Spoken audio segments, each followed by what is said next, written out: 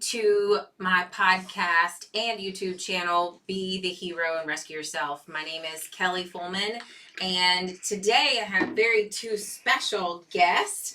If you guys have seen my podcast a couple of weeks ago, my son, Reese Fullman, welcome back, one of my heroes, and his best friend, Thomas. Yes, yes. Today's podcast we're going to be talking about a serious subject, bullying. My son and Thomas are both in middle school. What grade this year? Seventh grade. And have experienced bullying in different ways. And we're going to talk about, that one-on-one bullying at the school, the physical face-to-face. And then also we're going to talk about how the role that social media takes, and does it magnify the bullying, and then also what are some things that you guys have done to be able to overcome the bullying. How has y'all's friendship helped each other along the way? So we're just going to start out with, we already know Reese Fullman, right? So let's introduce Thomas. So tell us a little bit about yourself and how we all met. Well, my name is Thomas Ewing, of course. I met him on the football team. It didn't start off all that well. Well, it kind of started out good, but yeah, and then halfway through the year went. And then we're here now, best friends. So, I'm a future D1 athlete for college. Say that out loud. Future D1 athlete. Yeah.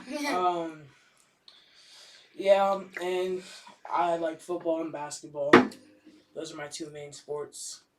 So you and Reese hit it off pretty well at the beginning of the football season, but about sixth grade, yeah. But what happened?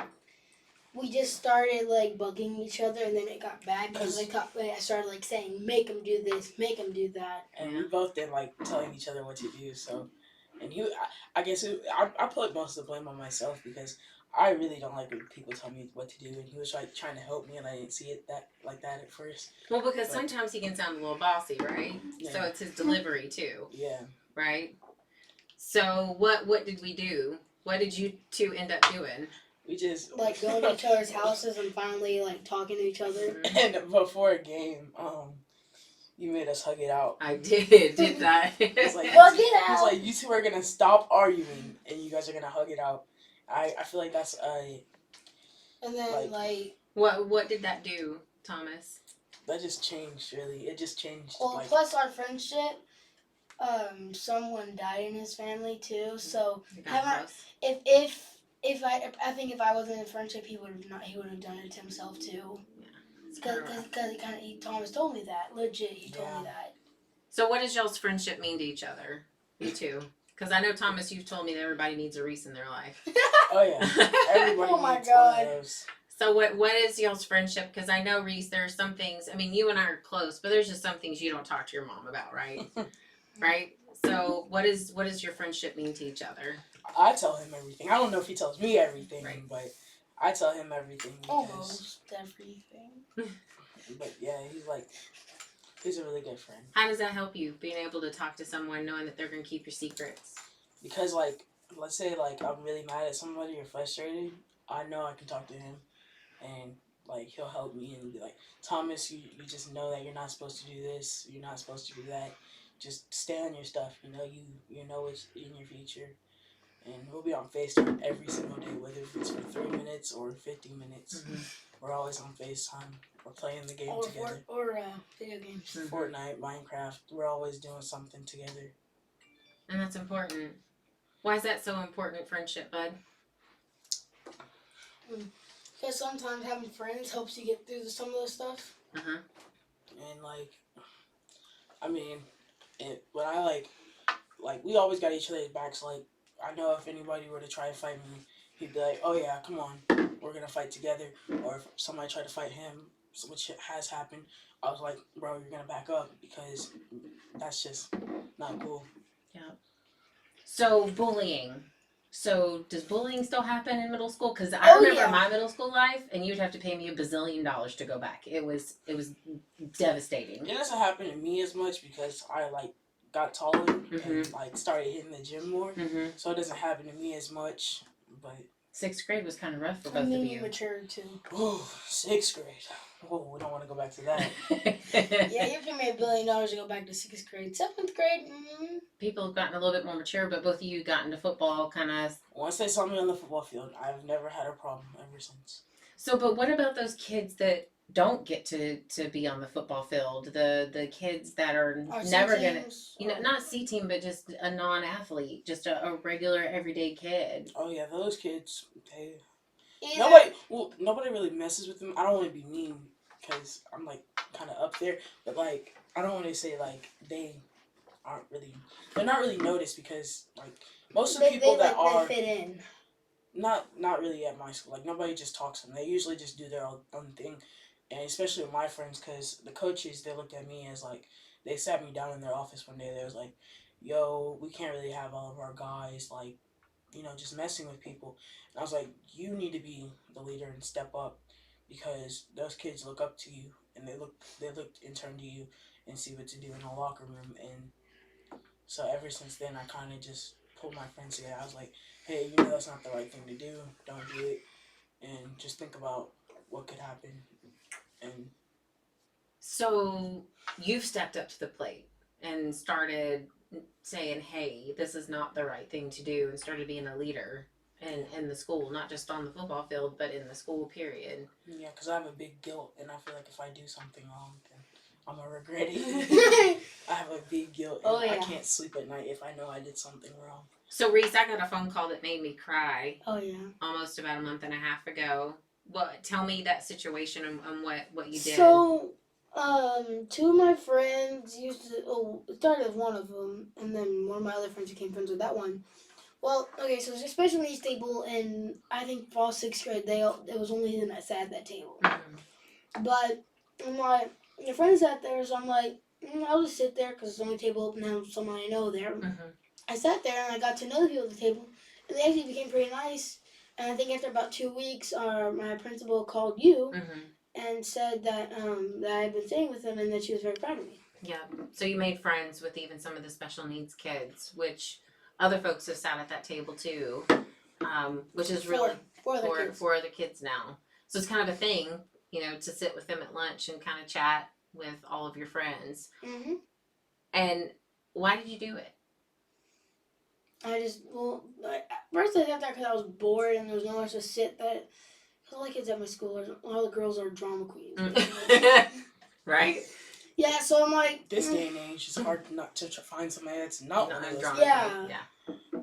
But no, one of my friends was sitting there, and I'm like, there's an open seat, why not? It's not 3 open seats. Mm-hmm. And then one of my other friends came in there and sit there, and he's just like... And then I got to know the kids at the table, and I'm like, it's not a bad place to sit. Why not? Yeah. And then we all started sitting there, we all started having fun. Nice. Since 3rd grade, I've had a friend who's in one of those classes, and his name's Easton, and people give him a hard time because he's bigger like me. And I was like, every day I'll go to the 6th grade hall, and I'll just be like, "What's up?" So tell me a little bit. So we've got some of 6th grade was rough for both of you as far as bullying is concerned. But when both of you guys got into athletics, it changed.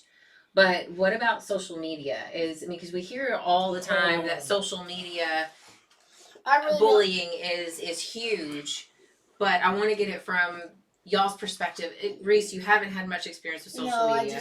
No, I just got Snapchat, and all I do is talk to my friends on there, basically, and TikTok. Thomas, enlighten us on is this true or false? Oh, this is very much true. You can, especially with Snapchat. Nothing false about it, right? Nothing false about that. With Snapchat, they let you delete your chats, and they can see if you screenshot it. So I mean, there's not really much you can screenshot and show like it's a text message like it used to be. But now it's like, yeah, they can delete their messages even if you do save them and try and go to someone with power, because they can delete them and be like, "Oh, I never said that." And, so what are some of the things that are being said over social media? I've gotten cursed out within the past 5 minutes. I mean, just sitting here, probably. Why? For no reason? Because people are like haters. That's all I want to say. Do you think they're braver behind the computer or yeah, screen? Because people will talk behind the screen, but if you because it's a screen. Like nobody can punch you through a screen. I mean, and even if like nobody like where I go, nobody is gonna step up to you with any words because it's just not So done. my question to you is, you guys have all of these bullying awareness classes, and they talk about how you shouldn't bully and how you should be nicer. Do you think there is a more of a bullying crisis, or do you think we are not arming our kids to be strong enough to move past we're the just bullying? not teaching we're just like the parents. Some parents are not unlike you. Mm-hmm. Some parents are not just teaching their kids to be nice to other kids that aren't like as rich as, not like rich, but like as wealthy as them, as good looking as them, Mm-hmm. or can get all the brand new stuff like them. Gotcha. Like some kids in my school have the new iPhone 11, Right. and some even have the Pro. Right. And you were messed with just because you had a It's flip phone last year. I'm like, I can call, I can sort of text. Doesn't matter. It works. Right. It does my normal necessities that I need. It does the job that needs to be done. Right. It gets you from point A to point B. But my question is, so parents aren't teaching kids to be nice, but do you think parents But they're also giving in to the kids. So do you think parents aren't helping their kids be stronger and mentally stronger? This is how I feel, because somebody tried to get on my clothes because I guess my clothes aren't, I guess, the best, even though I had a whole Nike fit on. I mean, it wasn't the best because it was a bad color. Right. Whatever. Okay. It was a bad color. We don't care. And so I was like, all right, well, who cares about and he kept on going and going. I was like, bro, stop, because if I'm not trying to hurt your feelings. And so he kept on going and going until I snapped and I said what I had to say, and then he wanted to get all butthurt about it. So I'm like, if you're gonna, especially with parents who spoil their kids, like spoiled, rotten. Mm-hmm. That's one thing. They buy them But we're never gonna get rid of spoiled, rotten kids. They're always gonna be around. So what can we do? Because the bullying is never gonna stop. Just try to get the parents to be aware of what's going on in the school. Okay. Because the parents don't talk to the kids about what's going on. Okay. Yeah, a lot of parents are trifling.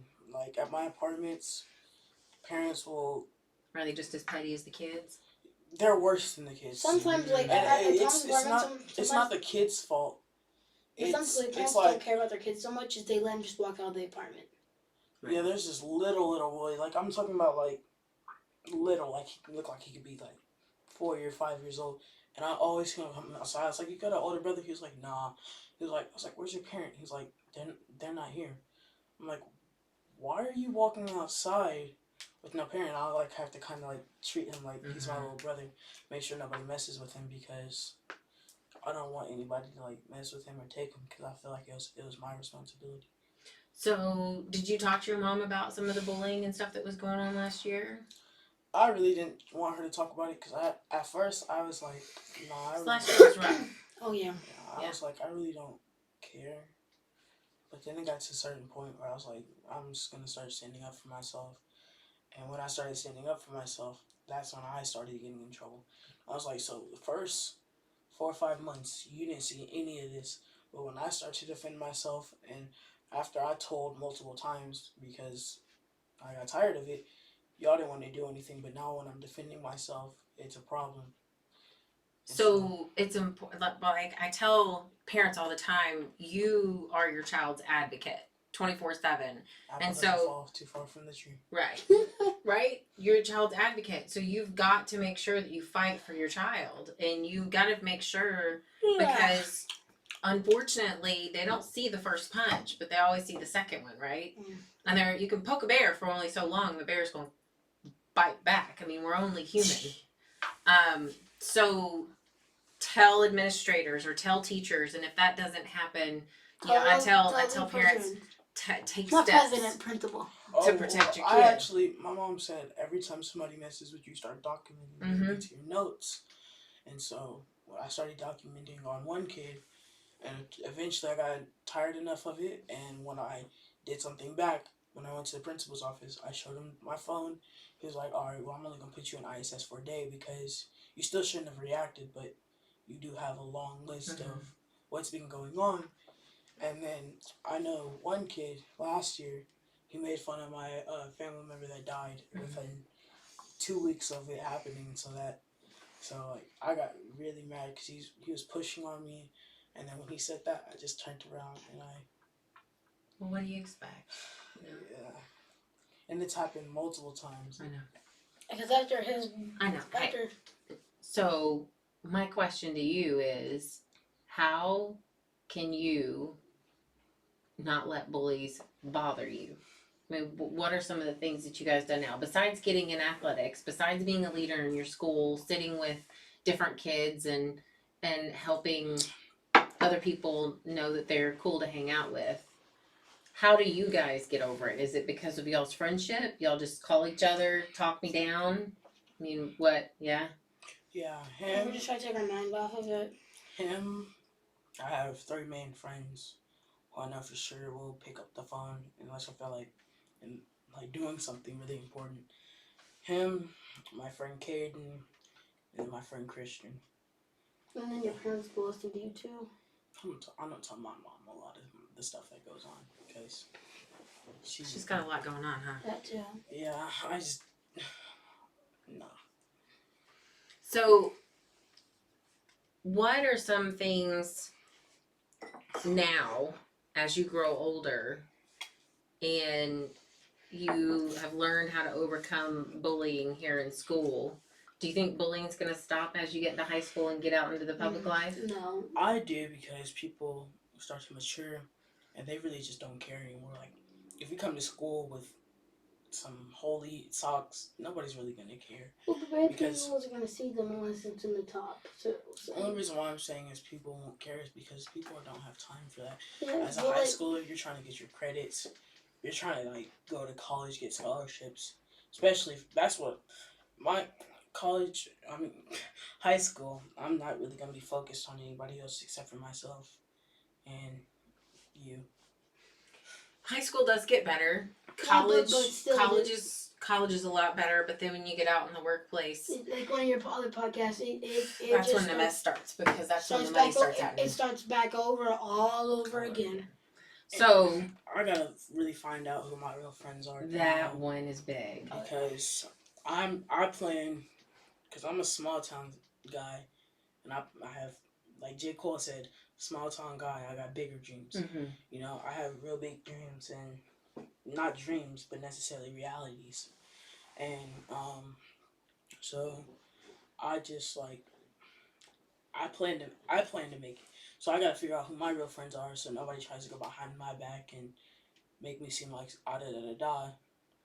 And if you're with me, hanging out with me, then I carry you, and I'm trying to make sure that you don't do anything behind my back, or like we do something together. And we hop in the same car, and you don't have anything on you, because I can trust that you wouldn't put me in that situation because you care. Yeah. Yeah. Which is important, right? And that's like one thing. That's one thing I'm really serious about, is because. And plus, like, true friends, they won't just believe people on the outside. They're just like, oh, did you just hear what your best friend, what your friend did? He had blank blank. He did blank blank. So how do you figure out who your real friends are and who your real friends aren't? Well, it's like, to me, if one of your friends says, hey, someone did blank blank, and then you go and check up on that person, you probably be one of those best friends, because you go and check up to see if that really happened. Mm-hmm. And if they said no, but you come back to the other source, then you probably know they lied. Right. Unless you can trust that other person, it's more likely they lied about it, if they've lied before. But how do you know someone's your ride or die? Because if you're my ride or die, you just get that feeling. I don't get a feeling. If you're my ride or die, you'll do anything for me. Yeah. Like, to me, like, you just gotta be there for me. Because if you're not there for me, that's why most of my ride or dies. I don't say this to sound weird. Most of my ride or dies are in my family. Mm-hmm. Like, my cousin, we were born 6 months apart, and she's like my ride or die. Like, I know if I'm like, bro, I'm about to go down for something, she'd be like, all right, come on, we're about to go. Hop in my car. Mm-hmm. You know, it's just, and then my uncle, my uncle. Is this the uncle I met? Yeah. Yeah, I love him. He's awesome. He's the best. That's my guy. Yeah. Yeah. Uh-huh. Oh, yeah. Yeah, one of his football games. Oh, yeah, I did. Mm-hmm. Reese, how do you know someone's your ride or die? Just like, I get like they talk like if I want to I can tell anything to them and like they'd be like okay, and then they tell me maybe some way to fix it, or they'll take my mind off of it. Like especially Thomas, why I probably think I'm his ride or die is because like when one of his family members died, we were just like the whole football team was basically there for him for those few moments. And like we all for a concept we were all his ride or die, right? Yeah. But Reese kind of stuck around. And then we started to get to know each other. And then we had our first sleepover. I think after our last, like 2 games before our last game, and then we went to our football game, and then we had like just a fun time. So basically, you can tell Thomas, and unless it sounds like you're about to hurt yourself, and I need to know, or your mom needs to know, it stays there, and no one judges you. Like you don't feel judged. You don't feel like he's gonna, not like you. Unless you ask him for judgment. For advice. Yeah, if I were to tell Reese something, I'd be like, "What do you think about it?" And he just told me, I wouldn't feel judged because I asked for it. Like, you can't get mad about somebody's opinion just because. Right. And that's why most people. Unless it's like one of those awful opinions, and Well, there's a difference between tough love, right, and giving that true opinion because we want to see you do better. And just that being opinion. Nasty. Yeah. Being nasty. The opinion. There's two things. You have the good opinions and some opinions are just not asked for at school. I hate when people give. Like, I don't care. Yeah, I don't care. Like, I don't care if you don't like the color of my Nike outfit. My little baby cousin, she'll they'll be like, "You little alien child," because we'll be joking around with her. She'll be like, "I don't care." I don't care. She don't even say that. She don't even say that, and she go, "I don't care." It's hilarious.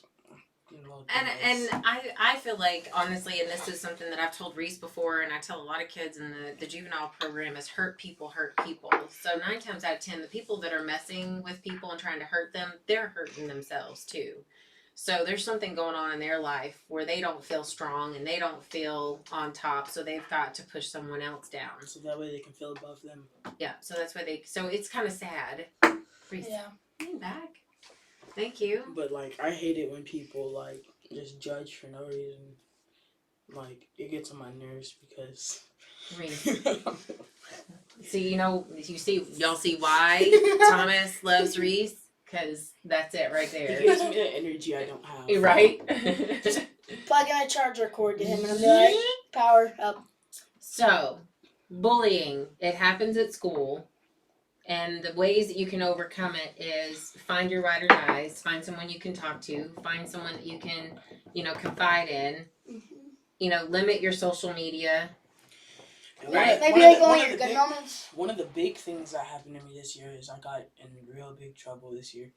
And it was really because somebody had posted something of me. And it was like, bro, and it was this kid named, I don't want to give out names. Yep, no names. No names. And so basically he was like, bro, I really don't care. You couldn't fight anybody at Lake Dallas. And I was like, oh, okay. I saw that message. And we kept on going back and forth until he, Do you think he's just pushing your buttons to make you get in trouble? Yeah, and then he got in my face at school, and he was and like... He spit in my face, and he was like, what you gonna do? And that's what kind of pushed Tom so He was like, what you gonna do? And I was like, you don't want to know what I'm gonna do. He said, phew. I said, oh, no. Like, as long as you don't it wasn't a slap. No, it was just no, it wasn't that. It was a sound effect. Oh, it was a lot louder than that. But, like, I was out of there. Like, I was out of there. And then I kind of felt bad until he started being mean again. And like he probably just gonna keep a cycle. So parents, number one, teach kids how to be nice, but also I feel like parents need to start teaching their kids how to be stronger personality-wise and walk away. But then there's some instances, like with Reese, he was cornered by 2 boys in the boys' locker room. And what are you gonna do? You're gonna take care of yourself. See, now you know what they wouldn't have done that if I was there. Because everybody I'm telling you, most of the teams before they played me, they were scared.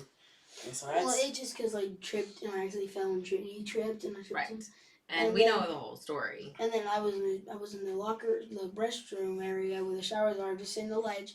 And but they were already messing with you before this, though, bud. Not one of them. Like, one of my, like, I used to actually be nice to, because he was poor. He couldn't afford breakfast, so I would sneak breakfast on him. My grandmother would, like, smell it. Mm-hmm. She knew I was giving it to him because he couldn't eat. Mm-hmm. And so hurt people. So there's something going on in his life too. Yeah. So here's the deal. Bullying happens, and there are ways that we can help our friends get through it and get over it. Sometimes we grow out of it because we are more mature. Sometimes we learn how to handle it better. Sometimes we don't handle it like the way we should, and we get in trouble, and we learn those lessons too, right? Mm-hmm. But I think what we learned here is the most important thing is have a friend, have someone that you can confide in and talk to. And, you know, it's so fun to watch you two grow as best friends. And I always say that you are going to go watch him play NFL one day, and you're going to go watch him be a professional race car driver one day. Or build some big old bomber and, you know, invent something amazing. And he'd be my first pilot. And he'll probably buy the plane that you build. I'm going luxury Tommy. Reese, I just got my first, you know, $20 million, build me a plane. Is that what you're going to do? Yeah. Build me a plane with everything you can possibly do with it. Nobody's building me a plane. My first plane, or my first PJ, it's going to be from him. Because I don't check. I know he knows every single part. I don't want to hear nothing. Because I know he won't overcharge me. Right. I'll probably give him he's going to build something. I'll probably give him the friend discount. Yeah. The friend discount? Yeah, the friend discount. And then I'm going to no tax. We're going to have a little... I designed my backyard because we had a project for Ag Life. I put your own little private airway, so you can just fly on in. My little helicopter going quickly. Air Force Reese coming in for a landing. Well, I thank you both so much, and happy birthday, Reese. Thank you. This was actually, I know this is going to be posted a couple of weeks after his birthday, but happy birthday, and we're actually about to head out to altitude. Woo! So these boys can go get their jump on. Right? I have so much energy. Now you do? He took the 5-minute power nap. No, because all my energy from the past 35 days and also sugar. Well, I thank you guys so much for tuning in, and please subscribe to my channel if you want to hear more from my heroes and also my future heroes. And thank you all, and be sweet. Bye. Thank you so much for tuning into my podcast, Be the Hero and Rescue Yourself with Kelly Fullman. If you enjoyed listening to my podcast or watching this YouTube video, please follow or subscribe to my channel and walk with me through my journey of celebrating my very own heroes and an opportunity to learn the valuable lessons they taught me over the years, which allowed me to gain the courage to wear my very own cape and be the hero of my life. You can also follow me on Instagram at kfullman, that's KFUHLMAN, at Facebook, /KFullman1, or on LinkedIn, Kelly Fullman MBA. Also, please leave your comments below because I see feedback as a gift, and it will guide me on how to help you gain the courage you need to rescue yourself. Be sweet, y'all. Thanks.